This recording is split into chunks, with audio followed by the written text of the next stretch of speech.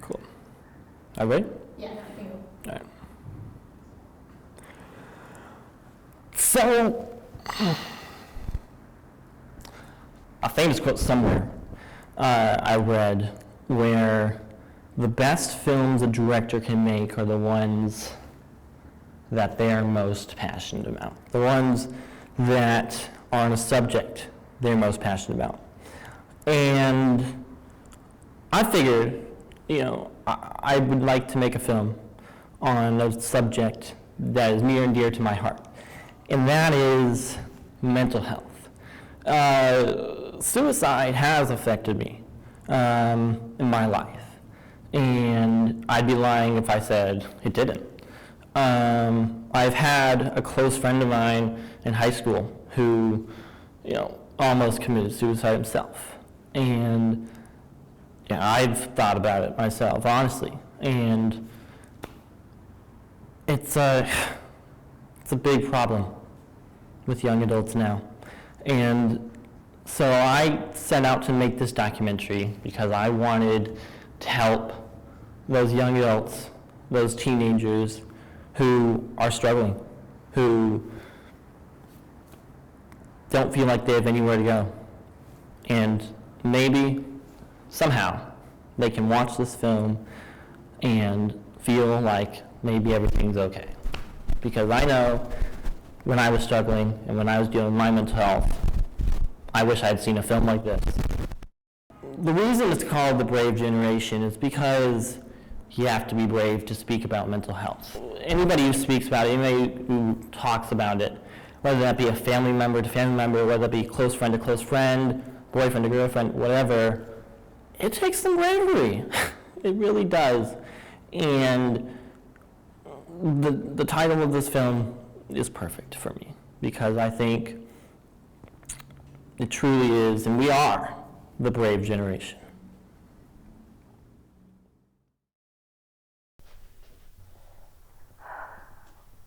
I know. This is hard for everyone in the family. It has been for the past year. We all miss him. It's just, he was the only one I felt like I could talk to about anything. It's been so hard to open up to my therapist. Even more so my friends. God, why did this have to happen to our family? There's no explanation, honey. It really just has been terrible. No way around it. Well, I gotta go. I have to make dinner, but I'll keep in touch. Well, as time goes on, we'll begin to cope as a family. Like Dr. Thomas said, the first year is always the hardest. Thank you for talking. I love you guys so much. No problem, honey. Talk soon. Love you. Stay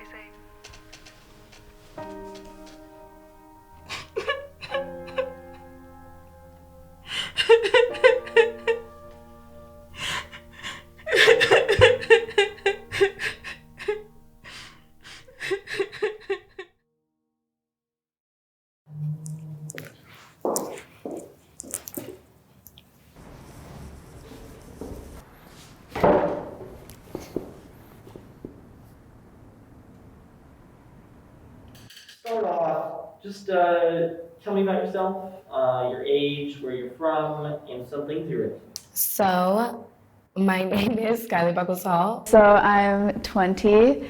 I am 22 years old. I'm from Virginia. I grew up in La Puente, California, and I love musical theater, Photography, acting, music. I like video games.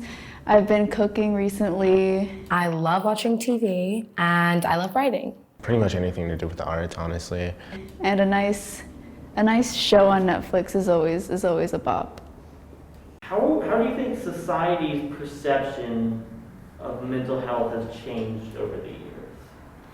I think that a lot of people have become more open to the idea of it. I think a lot of people didn't think it was like real, depression and anxiety were like real things. And I think that's changed a lot now.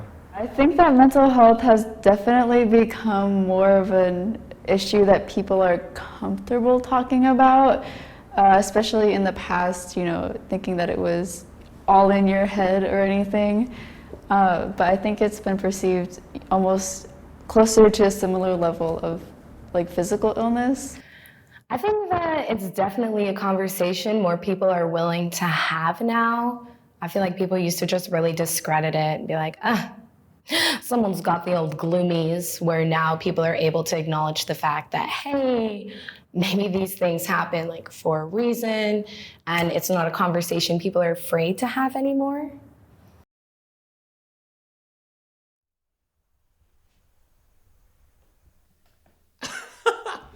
Oh my God. Hannah, check this out. Wow, that's so ridiculous. You know, I really missed you today, babe.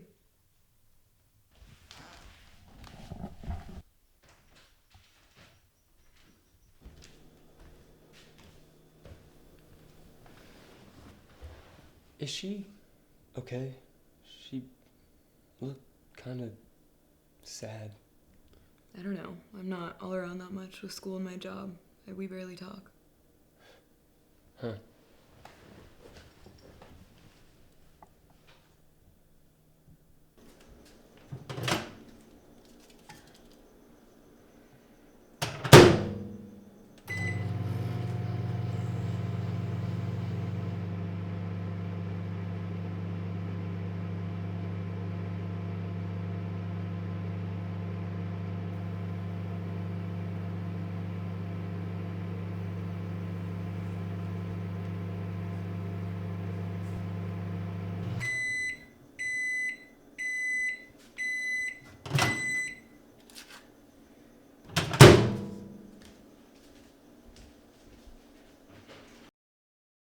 How often would you say you use social media throughout the day? I use social media for quite a bit of the day, mostly Instagram. Probably more often than I think. My phone screen time does tend to expose me to myself. Constantly, whenever, I feel like whenever I'm bored. Use it just to connect with people, especially now that I've moved to a different part of the country. It's how I keep in contact with like my friends. I'm on TikTok in the shower, man. Like, I'm always on social media.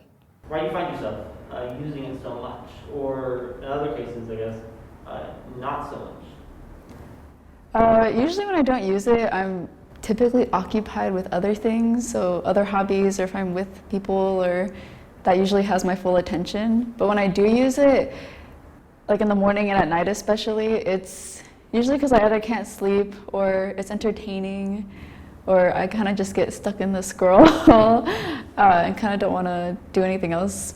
I think a lot of people do have like a toxic relationship with social media. If I'm not using it, it's just to de-stress, I guess, to like just step away from that for a bit.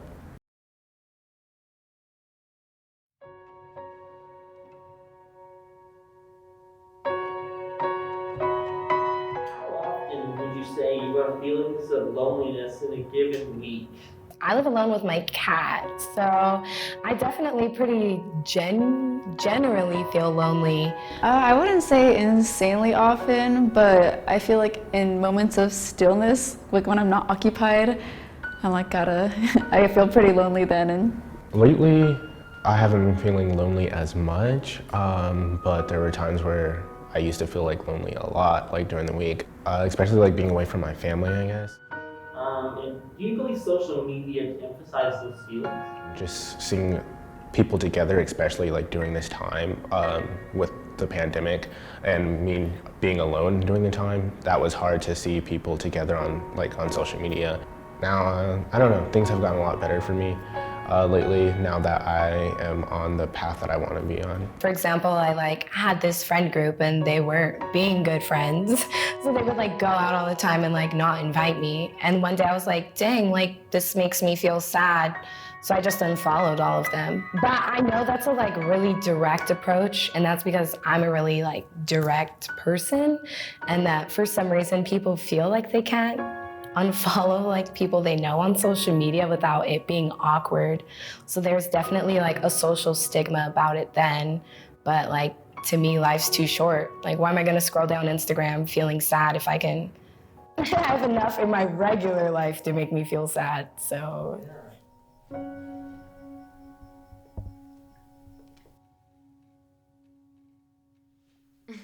You know what we should watch?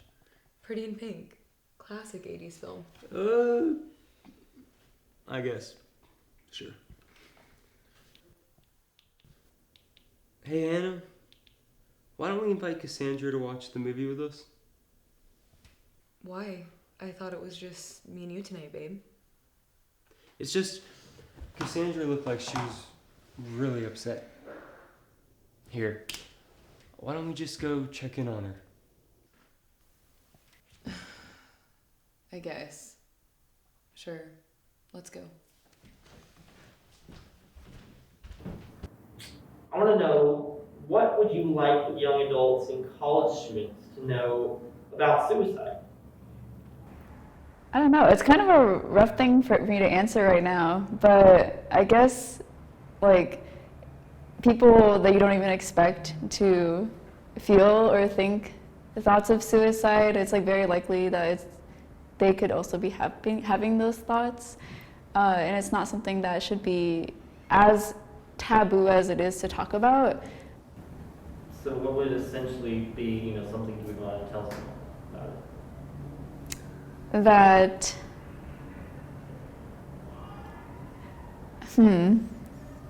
like just one tidbit of information. Yeah, something that would really be good piece of information about it. I feel like it's commonly perceived as like a selfish act. And I'm kind of struggling with that myself right now, which is why I wasn't sure if I should say it. But I know, like deep down, it's like that's not the right way we should be thinking about it.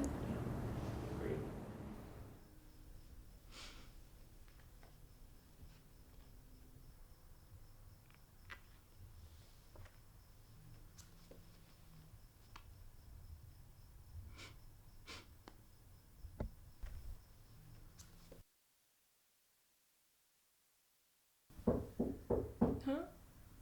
Oh, come in. Hey, me and Emmett were about to watch a movie and wanted to check in. Hey. Is everything okay? Yeah. No, not really. Oh my god, Cassandra, what happened? What are all these photos on the floor? Oh, come here, come here. I don't know what's been going on, but I know a hug can go a long way.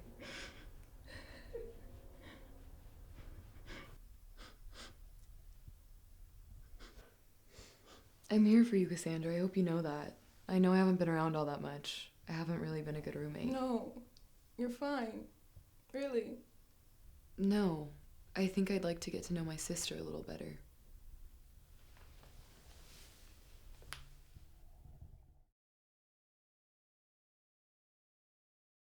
What can someone do if their friend is suffering from depression, or maybe thinking about taking their own life? I think being there for them is probably the most important thing. Just knowing that there's someone who does care about them and would care if they were gone is probably the most important. I don't think that pressuring to get, professional help. I mean, professional help is always great, but it could feel, if it's pressured on them, that they might feel a little alienated. So being there is always good. We all feel like there's so much that we need to do and that we're not doing because of all the different aspects of FOMO that are constantly pushed at us.